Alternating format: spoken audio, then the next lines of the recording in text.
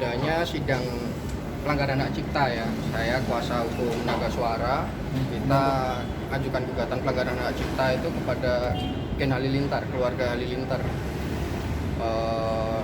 Case-nya adalah adanya video klip lagu Lagi Cantik yang diproduksi sama pihak Halilintar.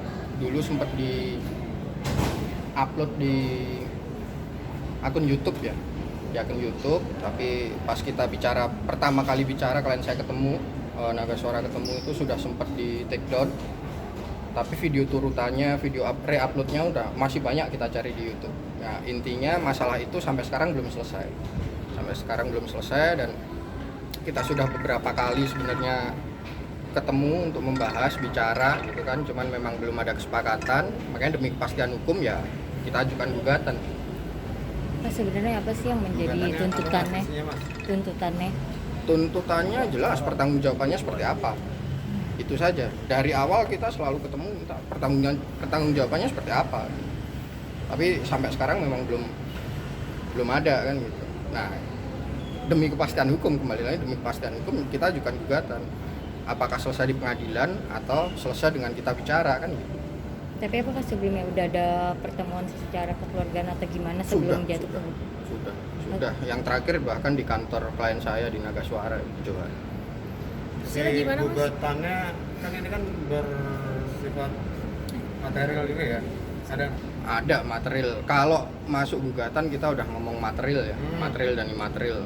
Cuman besarannya berapa nanti aja kalau gugatan sudah kita bacakan. Miliaran ya, Bos?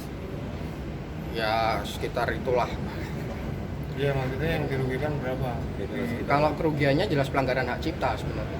Pelanggaran hak cipta, kalau secara hukum ada distorsi ciptaan karena ada lagu Cantik versi klien saya dan lagu Cantik versi Gen Halilintar kan. Kalau dalam hukumnya hak moral sih. Kapan sih Mas mungkin ketahuannya tuh lagu dipakai oleh Gen Halilintar? Sudah lama ya. Klien saya sudah lama ngirim surat protes juga, itu dari 2018 kalau nggak salah, akhir 2018. Kita ketemu pertama itu awal 2019 antara klien saya sama pihak Gen Halilintar ya, saat itu tim manajemennya. Kalau saya sendiri baru ketemu, saya pegang kuasa itu baru sekitar bulan September Oktober, saya baru ketemu bulan-bulan itu saja. Terakhir November saya. Ini kooperatif nggak dari Gen Halilintar ini? Sebenarnya kooperatif, cuman ya panjang aja. Kalau nggak kita lakukan gugatan, nggak ada kepastian hukum buat klien saya. Tapi dari pertemuan itu kesepakatannya udah ada belum sih? Sudah, kita sudah ajukan, kita sudah minta batas-batas mediasinya seperti apa. Mereka juga sudah menegosiasi. Intinya belum ada kesepakatan. Dan setelah pertemuan terakhir juga kita sampaikan bahwa pengennya seperti apa kan gitu, tapi secara tertulis sampai sekarang nggak ada. Setelah pertemuan terakhir juga bahkan perubahan atau apa itu nggak ada. Kontak kita nggak ada. Artinya selama ini memang kita yang lebih aktif untuk tanya pertanggungjawabanmu seperti apa. Mas, publikasinya itu ke YouTube channel Gen Halilintar atau YouTube channel apa? Dulunya di YouTube channel Gen Halilintar kalau Official nggak salah. ya? Official Gen Halilintar dulunya. Kalau Yang 2018 ya? yang saya tahu sih sekarang sudah di take down. Itu dari surat penjelasan mereka di 2019 awal. Dia menyatakan. Mas, ketika ada pertemuan mediasi itu sempat ketemu berapa kali dan udah di take down belum waktu itu? Pertama kali sudah di take down sama mereka. Dari pertama kalau nggak salah bulan Maret. Mereka sudah, dari surat penjelasannya mereka sudah ngomong video ini saat ini sudah kita turunkan dan sebagainya. Cuman poin saya bukan ada di situ. Poin saya adalah ini hak cipta, intellectual property itu kan, ada perlindungannya, ada pertanggungjawabannya. Poinnya ada di situ. Seperti itu. Terus apa yang membuat keluarganya Atta Halilintar itu tidak memenuhi kesepakatan dengan Naga Suara dan akhirnya Naga Suara memilih jalan hukum? Kurang tahu dari tim manajemennya sih bilang tahun ini mereka akan sibuk seperti itu sih.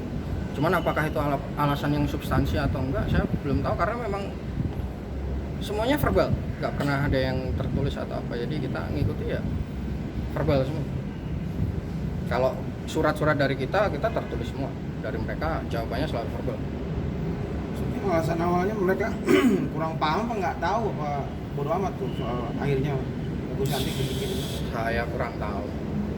Pihak mereka yang lebih bisa menjawab kayaknya alasannya apa. Ya. Tapi katanya itu permintaan fans subscriber. Dari penjelasan mereka ya, mereka bilang gitu. Mereka bilang ini permintaan subscriber. Dari penjelasan mereka yang tertulis. Ada tertulis dan dikirim by email. Salah satu penjelasannya itu.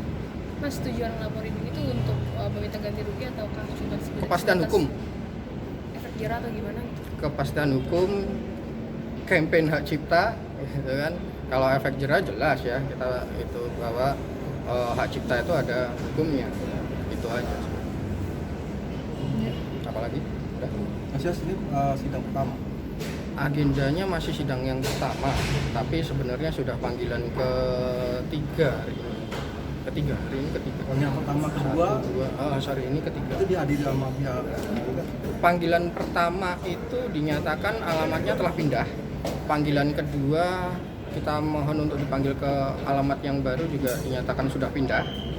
Makanya panggilan ketiga kita minta untuk dipanggil melalui media massa, koran. Itu sudah dilaksanakan. Sudah dilaksanakan. Panggilan per tanggal 17 untuk hari sidang untuk sidang hari ini. Sudah ada respon dari pihak tergugat. Kalau respon saya belum tahu, tapi panggilan itu sudah saya teruskan juga. Saya kirim email ke pihak mereka per hari Jumat kemarin. Saya kirimkan email intinya ngasih tahu adanya relas panggilan ya supaya ya tetap kita sampaikan kita mau selesai di pengadilan atau di luar pengadilan, seperti itu aja. Komunikasi sama agen halilintar sendiri gimana, Mas? Komunikasi sejak adanya gugatan memang belum ada lagi ya, belum ada lagi sih. Ya terakhir sekitar bulan November itu terakhir. Mas, mungkin mereka beralasan hanya mengcover lagu seperti itu. Nah, tetap saja mengcover lagu ada hukumnya gitu. Masalahnya bukan hanya mengcover lagu, tapi itu ada hukumnya. Dan klien saya selaku penerbit musik kan ya keberatan lah kalau dilanggar haknya, pasti keberatan. Cuman itu aja sih. Mas, kan yang meng-cover lagu kan maksudnya di sini waktu itu kan lagunya viral, terus yang meng-cover itu kan banyak, apakah cuma Atta Halilintar atau ada lagi yang lain?